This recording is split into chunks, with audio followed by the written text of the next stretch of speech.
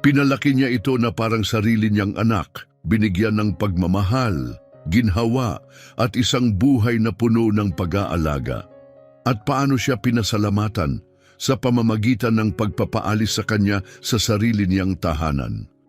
Nangyari ito sa isang Huwebes, bandang hapon, isa sa mga araw na parang nag-aalinlangan ng araw kung mananatili pa ba ito o lulubog na lang agad. Nakatayo si Mariah sa kanyang beranda, suot ang luma niyang tsinelas, hawak ang isang reusable bag na may lamang mainit na rotisserie chicken, ilang dilata ng beans at isang tinapay. Nakapatong ang balakang niya sa pintuan, sarili niyang pintuan, naramdaman niyang may kakaiba. Ayaw umikot ng susi, sinubukan niya ulit, mas dahan-dahan, pagkatapos mas mabilis, binaliktad pa niya, iniisip na baka siya lang ang nagkakamali. Pero hindi kamay niya ang may problema. Pinalitan na ang kandado bago ang deadbolt. Kumatok siya, una ay marahan, pagkatapos ay mas malakas, gamit ang kamao habang hawak pa rin ang bag ng grocery. Suot pa rin niya ang malambot na asul na kardigan, yung laging may amoy na lavender.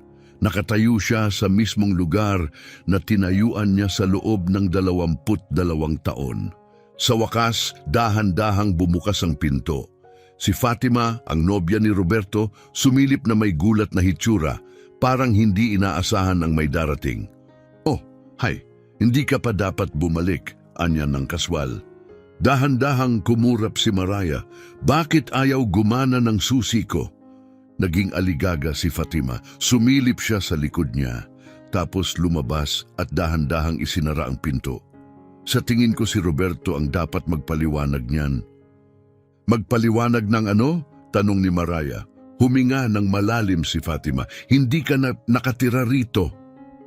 Parang suntok ang mga salitang iyon. Humigpit ang hawak ni Mariah sa bag, nanigas ang mga braso niya, hindi alam kung saan ilalagay ang mga ito. May buhol sa kanyang dibdib. "Anong sinabi mo?" bulong niya. Sinubukan ni Fatima ngumiti, isang mahina at pilit na ngiti na ginagamit ng mga taong kunwaring maayos ang lahat. "Mga legal na bagay lang ito," sabi ni Roberto. "Pumirma ka raw ng papeles para ilipat ang titulo." "Anong ginawa ko?" Sabi niya, "Pumirma ka raw mga ilang linggo na ang nakakaraan, di ba?" Sa kusina, unti-unting bumalik ang alaala ni Mariah. Ang mga dokumento, ang malabong paliwanag ni Roberto, ang kalmadong pagtiyak.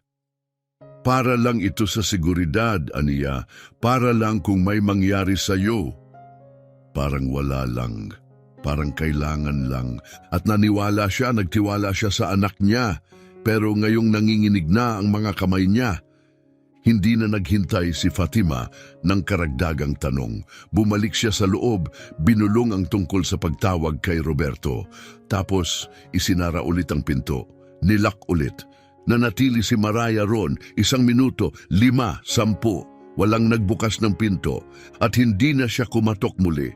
Dahan-dahan siyang bumaba sa mga hakbang, hawak pa rin ang manok na parang isang mahalagang bagay. Hindi niya alam kung saan siya pupunta, pero isang bagay ang sigurado, hindi na siya babalik sa loob.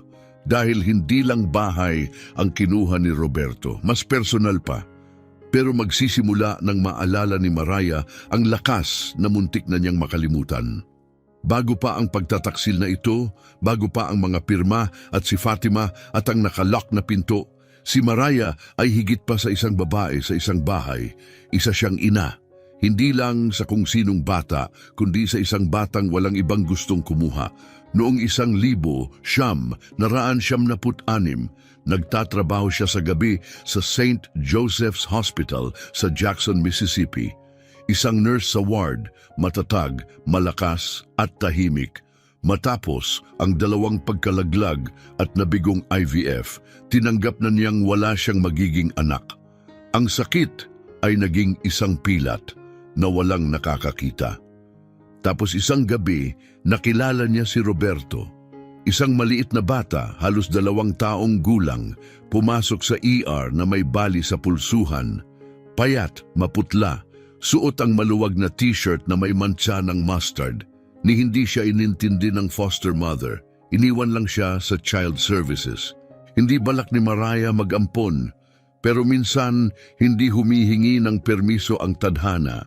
Minsan, iniaabot nito sa iyo ang isang bata at sinusubok kung kayang talikuran. Hindi nagsalita si Roberto sa loob ng ilang araw.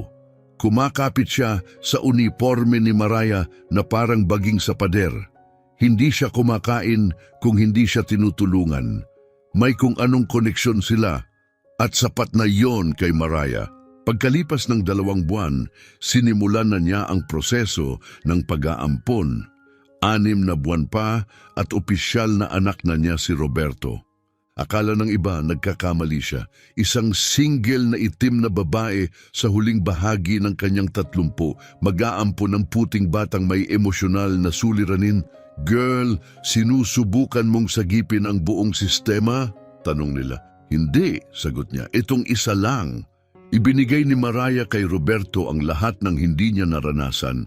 Isang kwarto na may kama na race car, mga baon na may pangalan niya, mga aralin sa piano, klase sa paglangoy, weekend sa zoo. May hika siya, kaya't pinahanap ni Mariah ang pinakamahusay na doktor. Nahihirapan sa pagbabasa, kumuha siya ng tutor. Tinuruan pa niya si Roberto magtirintas gamit ang action figures para kung sakaling magkaroon siya ng anak na babae. Tiniyak niyang nagpapadala ito ng thank you note kada holiday. Hindi siya nawala ni minsan sa meeting ng mga guro. Pero hindi lahat naging madali. Habang lumalaki si Roberto, nagbago ang lahat. Sa middle school, nagsimula na siyang magtanong, bakit hindi tayo magkamukha? Bakit nakatitig ang mga tao? Bakit sinasabi ng lahat na ampun ako? Isa lang ang sagot niya, ampun ka, ba't anak pa rin kita? Parang hindi siya kailanman nasiyahan doon. Pagdating ng high school, lumayo siya. Sa kolehiyo, bihira na siyang umuwi at kung umuwi man, panandalian lang. Minsan, dumadalaw si Roberto ng isang gabi lang. Minsan para sa hapunan, magpapakawala ng mabilis na, "Hey mama," bago agad bumalik sa cellphone niya. Pero hindi kailanman nagsalita si Mariah tungkol doon. Palaging bukas ang ilaw sa beranda. Hindi niya ginalaw ang lumang kwarto ni Roberto at patuloy siyang naniwala na ang pagmamahal, yung totoo, matatag, kahit tahimik, ay sapat na. Nang pumanaw ang asawa niya, parang may nagbago. Mas madalas nang dumalaw si Roberto. Sa simula, akala ni Mariah ay suporta iyon.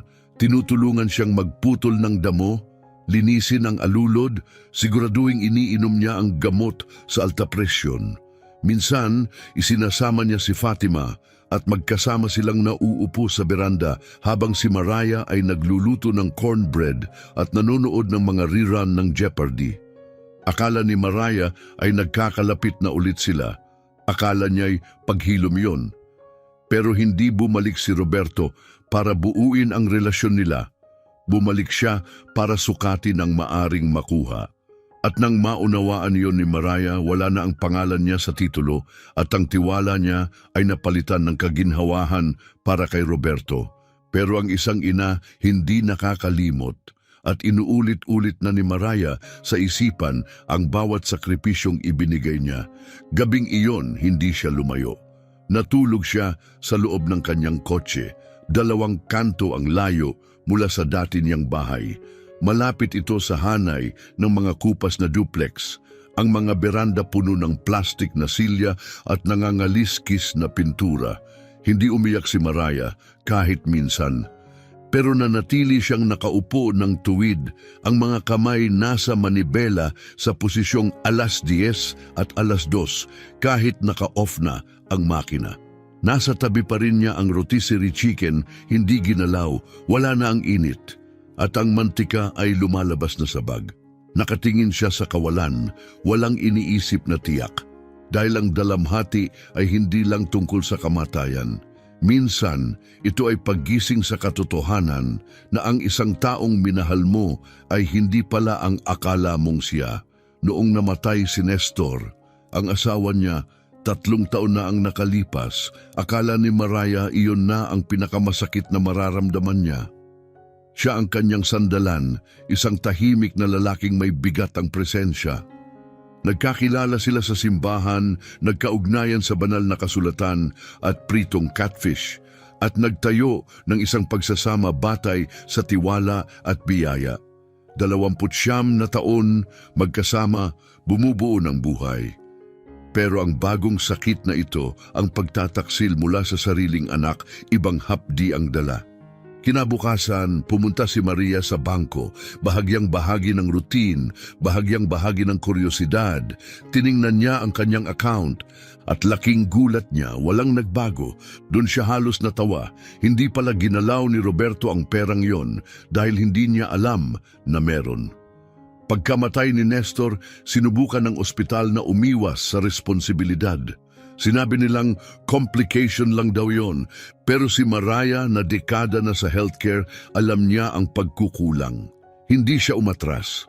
Nagsampa siya ng reklamo, humingi ng tulong sa isang matagal ng kaibigan na abogado, at makalipas ang 2 taon, nanalo siya ng settlement. $9.5 milyong mula sa isang kaso ng malpractice na walang inaakalang mananalo siya. Wala siyang sinabihan. Kahit si Roberto, hindi alam. Inilipat niya ang pera sa isang trust gamit ang apelyido niya noong dalaga at ikinalat ito sa iba't ibang account. Hindi dahil sa takot, kundi dahil sa karunungan. May mga bagay na dapat panatilihing sagrado. Dahil kayang baguhin ng kayamanan ang tao at alam ni Maria na ang katahimikan ay isang uri ng kaligtasan. Sa malamig na lobby ng bangko, habang namamaga ang mga paa at basag ang puso, naintindihan ni Maria ang isang mas mahalagang katotohanan. Hindi lang siya pinagtaksilan ni Roberto, minaliit siya nito. Maaring nawala na ang bahay, pero meron pa rin siyang bagay na hindi kayang kunin ni Roberto, ang isip niya, ang karanasan niya, at ang pinakamalaking lakas niya, tiyaga. Nang araw ding iyon, nagbayad siya ng cash para sa isang murang motel sa Meridian. 2 gabi, walang tanong, hindi lang siya kailangan ng matutuluyan, kailangan niya ng panahon para mag-isip, kailangan niyang alalahanin kung sino talaga siya. Kinuha niya ang lumang notebook mula sa kanyang bag, kung saan siya sumusulat ng mga dasal, numero ng kontak at mga paalalang tawagan ang pinsan niya sa Lafayette. Sa bandang huli ng pahina, nakita niya ang isinulat nung dumating ang settlement. Huwag mong hayaang palahawin ka ng pera, hayaan mong patahimikin ka nito, hayaan mong bilhan ka nito ng oras. Napangiti siya sa pagbasa. Akala ni Roberto ay naisara niya ang pinto. Pero ang totoo, binuksan niya ang isa. Gayunman ang kalayaan ay hindi agad ramdam bilang ginhawa, hindi palagi. Minsan kailangan mo munang maglakad sa apoy bago ka muling bumangon. Naalala ni Maria ang unang beses na inislide ni Roberto ang mga dokumento sa mesa ng kusina. Linggo iyon. Nagtitiklop siya ng tuwalya habang may pie na kamote sa loob ng oven. Sumasakit ang tuhod niya, may paparating na bagyo, nararamdaman niya sa kasukasuan. Pero ngumiti pa rin siya. Dumating si Roberto nang hindi tumatawag at kahit hindi niya gusto ang mga sorpresa, pinaniwala niya ang sarili na dumalaw lang ito para makita siya. Pumasok si Roberto na bihis, masyadong bihis, para bang hindi sa kanya ang suot. Sumunod si Fatima, hindi halos inalis ang mata sa cellphone. "Hey mama," aniya habang yakap na kalahati lang. "May dala kaming mga papel, wala namang malaki, mga bagay lang para sa tax at ayusin ang mga dokumento sa bahay. Alam mo na, behind the scenes na stuff." Kumunot ang noo ni Maria. "Anong klaseng mga papel?" Mabilis na inilabas ni Roberto ang folder parang sa lamangkero. Nandoon ang mga dokumento para sa trust transfer, pagbabago sa titulo ng ari-arian, pati na ang power of attorney. Na-review na lahat yan, aniya. Hawak to ng firm ni Fatima. Routine lang talaga. Sumingit si Fatima nang hindi tumitingin. "Para protektahan lang ang mga asset mo, Miss Carter. Para hindi na mapunta sa probate court, covered ka pa rin." Ipinatong ni Maria ang kamay sa tuwalyang nasa kandungan niya. "Hindi naman ako humiling ng kahit anong iwasan." Tumawa ng mahina si Roberto. "Alam ko, kaya nga kami na ang bahala. Mas madali lang ito kung sakaling may mangyari. Mananatili pa rin ito sa pamilya. Tumingin si Mariah sa mga papel, medyo lumulutang ang mga letra sa harap ng kanyang mga mata. Hindi niya suot ang salamin sa pagbabasa. Lagi iyong sumisikip sa ilong niya at ayaw niya kung paano siya nito pinaparamdam. Napansin niyo ni Roberto. Heto, mahinahong sabi niya, iniabot ang isang ballpen. Nilagyan ko na ng marka kung saan pipirma. Huwag mo nang intindihin ng iba, nadaanan ko na lahat. Nag-alinlangan si Mariah. Gusto sana niyang magsalita, sabihin ang tulad ng, hindi ba't dapat may ibang tumingin muna nito? O kahit man lang, bakit mo kailangan ng power of attorney ngayon? Pero tiningnan niya si Roberto, ang kanyang anak, ang kanyang sanggol, ang parehong batang umiiyak tuwing lalayo siya mula sa kuna. Ang batang hinihingal sa tuwa at kailangang gamitan ng inhaler kapag nasusobrahan sa saya. Ang batang minsang humawak sa kanyang kamay buong gabi habang may bulutong. Kaya pinirmahan niya, pahina pagkatapos ng pahina. Natawa pa si Roberto habang pumipirma siya. Tingnan mo naman, Mama, gumagawa ng kasaysayan. Napatawa si Mariah, halos wala pang tunog. Tapos tumunog ang oven timer. Tumayo siya para ilabas ang sweet potato pie. Ang sandaling iyon, napaka-ordinaryo, ay tumatak ng malalim sa kanyang alaala. Ang amoy ng cinnamon at medyo sunog na asukal. Ang tunog ng ballpen habang isinara ang takip at ang ngiti ni Fatima. Masyadong kampante, masyadong kontento. Hindi alam ni Mariah na iyon na pala ang huling beses na mauupo siya sa mesang iyon sa kusina. Pagkatapos noon, nag-iba na ang pagdalaw ni Roberto. Nagsimula na siyang magdala ng mga papeles tungkol sa pananalapi at mga bagong mukha. Mga lalaking malalakas ang boses at malalabo ang mga ngiti. Nagsasalita tungkol sa real estate, kita at liquid equity. Tinawag ito ni Roberto na pagtatatag ng kinabukasan, pero para kay Mariah, mga estranghero lang ang nasa loob ng kanyang bahay. Nagsimula na rin siyang tawagin ni Roberto sa unang pangalan niya sa harap ni Fatima. Bago iyon, isang mainit na hapon habang dinidiligan ni Mariah ang mga begonia, narinig niya si Fatima sa telepono. Pag natapos na natin ang bentahan dito, makukuha na natin yung apartment sa Dallas. Doon na tahimik na nagsimulang mag-impake si Mariah ng go bag. Inilagay niya ang kanyang Biblia, ang kanyang pasaporte, ang huling litrato ni Nestor at ang notebook niya, yung may lahat ng detalye ng perang nakuha mula sa kaso na hindi niya kailanman ibinahagi. Mabagal na ang katawan niya pero ang isipan matalas pa rin. Sapat para malaman na ang pagmamahal na ibinuhos niya ay binigyang mali, binaluktot. Pero hindi siya papayag na mawala ang lahat nang hindi ipinaaalala sa anak niya kung sino talaga ang kausap nito. Nung tinawag siyang panauhin ni Roberto sa sarili niyang bahay, hindi siya nakipagtalo. Miyerkules yun, pagkatapos ng pananghalian, katatapos lang niyang mag-vacuum ng sala, isang bagay na siya pa rin ang gustong gumawa kahit paulit-ulit siyang pinipigilan ng kanyang pamangkin. Para sa kanya, mahalaga pa rin ang malinis na bahay kahit pa walang ibang nakapapansin. Pumasok si Roberto, suot ang salamin at may earbud sa leeg. Kasunod si Fatima, abala sa pakikipag-usap sa Bluetooth.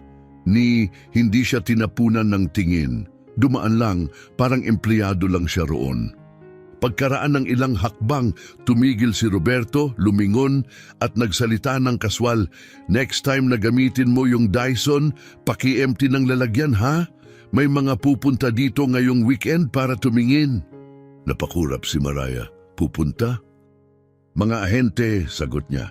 Tinitingnan lang ang market. Alam mo na, exploring options.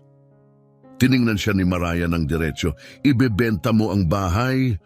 Tumawa siya, parang tinanong kung lilipat siya sa Mars.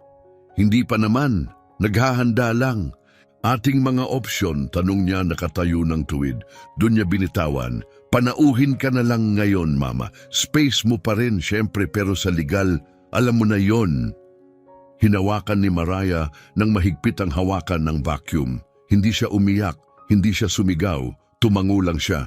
Gabing iyon, nag-impake siya ng tunay, hindi niya dinala ang marami, mga pinakakinakailangan lang.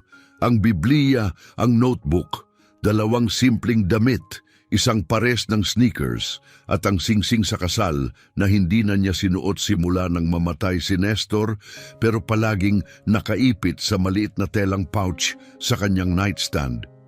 Hindi tinanong ni Roberto kung saan siya pupunta, ni hindi man lang siya tiningnan ni Fatima. Akala nila panalo na sila.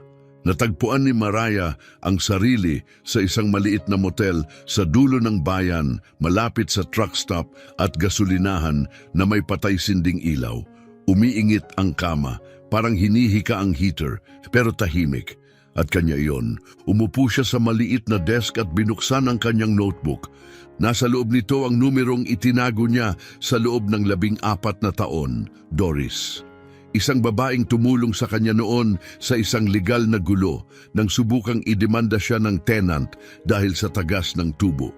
Si Doris ay nagtatrabaho noon sa isang non-profit para sa karapatan ng matatanda sa pabahay. Tinawagan niya, isang ring, 2, tapos naputol, napabuntong hininga siya.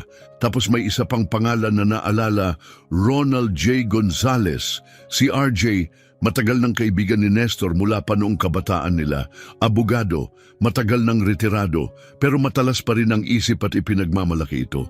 Matagal na silang hindi nag-uusap, pero dinampot pa rin niya ang telepono. 6 na ring, tapos isang pagod, malutong na boses ang sumagot. Mas mabuti pa siguro kung si Jesus to o may problema. Napangiti si Mariah, baka pareho. Mariah, oo, ako ito, kailangan kitang makausap. Hindi na kinailangang kumbinsihin si RJ. Kapag may taong nagdala sa iyo ng casserole pagkatapos ng operasyon, hindi mo siya nakakalimutan. At matagal na niyang hinihintay ang ganitong pagkakataon. Nagkita sila kinabukasan sa isang lumang diner sa tabing kalsada ng I-20. Yung tipo ng lugar na gumagamit pa rin ng mabibigat na ceramic na tasa para sa kape. At tinatawag ang lahat ng customer na hon, mapasanggol man o lolo na. Mas matanda na si RJ, may puti na ang balbas, malabo na ang mata, pero dala pa rin niya ang dating bagsik ng kilay at talim ng isip na nagpapahirap sa sinumang magsinungaling sa harap niya. Para kang hindi natulog, sabi niya habang umuupo sa booth. Ngumiti si Mariah, magandang umaga rin sa'yo. Uminom siya ng itim na kape, purong-puro, eksaktong tulad ng iniinom ni Nestor noon. Sige, ani RJ, habang ibinababa ang tasa. Ikwento mo lahat, walang paligoy, walang laktaw. Kaya ikinuwento ni Mariah ang lahat, ang mga lagda, ang mga kandadong pinalitan, ang pagtawag sa kanya ng panauhin, ang mga realtor, at ang mahinhing pagtataksil sa mukha ni Fatima. Hindi siya pinutol ni RJ, kahit isang beses. Nang matapos si Mariah, tumagilid si RJ, huminga ng malalim. Niloko ka niya, pero may isa siyang malaking pagkakamali. Ano yon? Nakalimutan niya kung sino ang nagpalaki sa kanya. Tumingin si Mariah sa napkin sa kanyang kandungan. Ipinasa ko na ang titulo, RJ. Siguro, pero kung dinaya ka niya o hindi sinabi ang totoo, maaring hindi iyon legal. Lalo na kung hindi mo talaga naintindihan ang pinirmahan mo. Naningkit ang mga mata ni Mariah. Sa tingin mo ba, kaya pa nating labanan ito? Napangisi si RJ.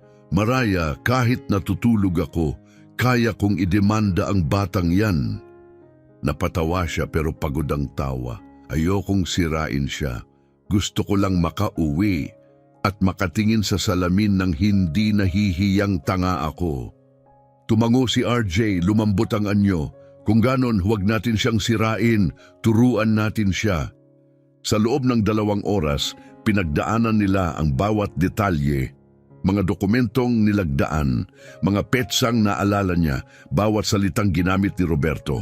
May mga tala si Mariah. Ugali niya bilang nurse. Isulat ang lahat. Ipinaliwanag ni RJ ang mga legal na hakbang. Paano magre-request ng formal na pagsusuri sa paglipat ng titulo? Anong uri ng abogado ang kakailanganin at ano ang aasahan kung mapunta ito sa korte? Tapos, ibinunyag ni Mariah ang isang lihim na hindi pa niya nasasabi kahit kanino. May pera ako, RJ. Napakunot noo ito. Savings. Higit pa, settlement mula sa ospital, ₱9.5 milyon. Halos mabitawan ni RJ ang tasa. Seryoso ka?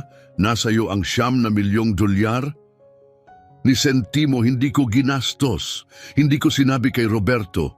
Ayokong malaman ng kahit sino talaga. Umiling si RJ ng dahan-dahan. May ganyang kalaking pera ka tapos hinayaan mong apakan ka ng batang yon? Tumingin si Mariah sa mesa, halos pabulong ang tinig. Ayokong baguhin ng pera ang paraan ng pagmamahal ko sa kanya. Hindi agad nagsalita si RJ. Inabot niya ang kamay ni Mariah mula sa kabila ng mesa, marahang hinawakan. Hindi pera ang nagbago, siya mismo. Tumingin si Mariah sa bintana sa kalsadang nakikita sa kabila ng salamin. Nakita niya ang sarili, mas matanda kaysa sa nararamdaman. Hindi talunan pero pagod, wasak pero hindi durog. Pagkatapos ay tumingin siya kay RJ na may tahimik na determinasyon. Gusto ko itong ayusin ng maayos, walang iskandalo, walang media. Gusto ko lang maibalik ang pangalan ko sa pintuan. Tumango si RJ. Makukuha natin yan. Pero may kailangan munang gawin si Mariah bago ang mga abogado, bago ang mga papel ng korte. Kailangan niyang kausapin ang anak niya. Hindi ang lalaking naging siya ngayon, kundi ang batang minsang inalagaan niya. Hindi siya tumawag. Alam niyang baka hindi siya sagutin o si Fatima ang sumagot. Kaya dumiretso na siya. Hapon na nang makarating siya. Maayos ang bakuran, malinis sa mababaw na paraan. Para sa bisita, hindi para sa tahanan. Wala na ang mga begonya. Kumatok siya ng isang beses. Binuksan ni Roberto ang pinto, suot ang gym shorts at hoodie na may tatak, may hawak na protein shake. Kumunot ang panga nang makita siya. Mariah, anong ginagawa mo rito? Lumapit siya, hinayaang nakabukas ang screen door sa pagitan nila. Sandali lang ito, anya. May kailangan lang akong sabihin. Tumingin si Roberto sa loob, malamang tinitingnan kung nandoon si Fatima. Tapos napabuntong hininga at lumabas sa porch. Tingnan mo kung tungkol to sa bahay. Itinaas ni Mariah ang kamay. Patapusin mo muna ako? Tumahimik si Roberto. Pinalaki kita nung wala namang gustong kumupkop sa'yo. Hindi dahil obligado ako. Hindi dahil gusto kong papurihan. Ginawa ko yon dahil nakita ko ang batang nangangailangan ng pagmamahal. At ibinigay ko yon. Tumigil siya, tinitigan ng anak sa mata. Lahat buo, walang natira para sa sarili ko. Bahagyang nag-iba ang ekspresyon ni Roberto, pero hindi siya sumabat. Pinanood kitang lumaki, tinalikuran ko ang pahinga, ang oras, ang ginhawa. Inalay ko ang katawan ko, mga taon ng buhay ko para sa'yo. At kahit kailan, kahit isang beses, hindi kita pinaramdam na hindi ka kabilang dito sa buhay na ito. Huminga siya ng malalim, naninikip ang lalamunan. Pinalitan mo ang lahat ng ibinigay ko ng isang pirma at isang kandadong hindi ko mabuksan. Kinutkot ni Roberto ang batok niya. Pumirma ka naman, ma. Hindi naman kita... Huwag mo akong tawaging ma kung wala naman sa loob mo. Namayani ang katahimikan sa pagitan nila. Itinaas ni Mariah ang balikat, tumindig ng tuwid. Hindi ako nandito para makipagtalo. Nais ko lang ipaalam sa'yo. Alam ko ang ginawa mo. At dapat mong malaman pa ang isang bagay. Hindi ako kailanman naging kapos. Nagliwanag ang mga mata ni Roberto. Una ay pagkalito, tapos ay di paniwala, sa katakot, at sa huli, kaunting konsensya. Hindi ko alam. Hindi mo naman kailangang malaman, sagot niya, dahil ang pagmamahal ay hindi transaksyon at ang katapatan, hindi mo yan mabibili. Pero ngayon, alam mo na at ngayon alam mo rin na alam ko na. Bubukas sana ang bibig ni Roberto pero walang lumabas na salita. May nakausap na akong abogado, sabi ni Mariah. Ayusin natin ito sa tamang paraan, pero kailangan muna kitang tingnan sa mata bago magsimula. Bumagsak ang mga braso ni Roberto sa tagiliran. Isasampa mo ako ng kaso? Hindi, payapang sagot niya. Paaalalahanan lang kita kung gaano kahalaga ang isang totoong tahanan. Pagkatapos ay tumalikod na siya at bumalik sa kanyang sasakyan. Walang taas boses, walang luha. Isang babae lang na sa wakas, naalala kung gaano siya kahalaga. Pero si Mariah hindi natatakot sa mga kaso.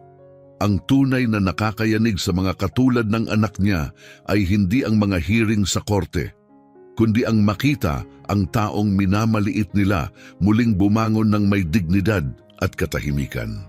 3 buwan ang lumipas at ang bahay ay bakante na. Walang kasangkapan, wala si Fatima, wala si Roberto.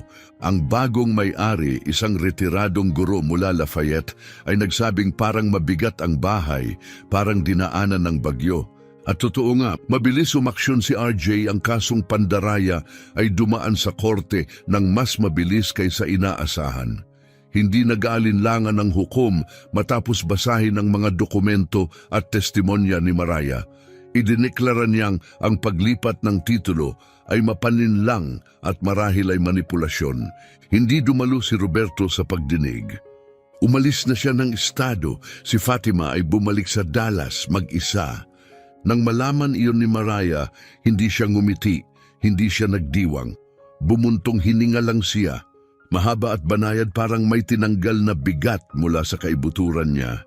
Pero hindi na siya bumalik sa bahay na yun. Masyado nang maraming alaala ang nanirahan sa bawat pader. Masyadong maraming tahimik na pagtataksil sa mga linggong hapunan.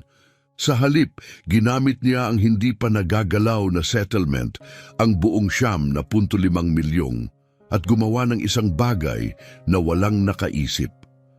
Bumili siya ng 3 payak na bahay sa Pascagoula, Mississippi. Hindi magarbo, hindi maluho, sapat lang. Ginawa niya itong pabahay para sa mga kababaihang higit 60 taong gulang. Mga babaeng pinalayas na wala ng tirahan o iniwan ng sariling pamilya.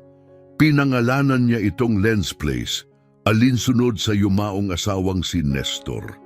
Aniya, ito ang klasing bagay na gagawin sana ni Nestor kung umabot siya sa pagre-retiro. Ang unang lumipat ay si Alma, 74 na taong gulang, pinalayas ng sariling apo nang hindi na siya makapagbantay ng bata. Sumunod si Sandra na ibinenta ng anak ang bahay habang siya ay nasa rehab mula sa operasyon. Si Mariah ang nagluluto ng Sunday dinner para sa kanila. Minsan, nanonood sila ng lumang game shows. Minsan naman, nauupo sa beranda at nagkukwento tungkol sa mga taong nang iwan sa kanila at kung paanong nagpatuloy pa rin sila. Hindi na kailangang ikwento ni Mariah ang sarili niyang istorya. Nakikita na ito sa paraan ng kanyang paglakad, sa paraan ng kanyang pagdadala sa sarili. Kalma, matatag, buo, walang hinihinging tawad. Dumadalaw pa rin si RJ tuwing naiipon ang mga papeles. Biro niya, bagay si Mariah sa kampanya ng katatagan. Ang babaeng ginawang negosyo ang pagtataksil. Ngumingiti lang si Mariah, umiiling. Gawa lang ito ng itinuro ng nanay ko. Kapag siningit ka na sa sulok, huwag kang susuko. Manalangin ka, tumayo ka, at ipaglaban mo ang kapayapaan mo. Dahil alam ni Mariah, hindi lang ito tungkol sa bahay. Ito ay tungkol sa hindi pagpayag na ang isang pagkakanulo ang sumira sa lahat ng pinaghirapan mo. 1 taon ang lumipas. Nakaupo si Mariah sa likurang beranda ng Len's Place. May kumot sa tuhod at tasa ng tsaa sa kamay. Ang langit ng Pascagoula ay nag-aapoy sa ginto at kahel, isang paglubog ng araw na parang awitin.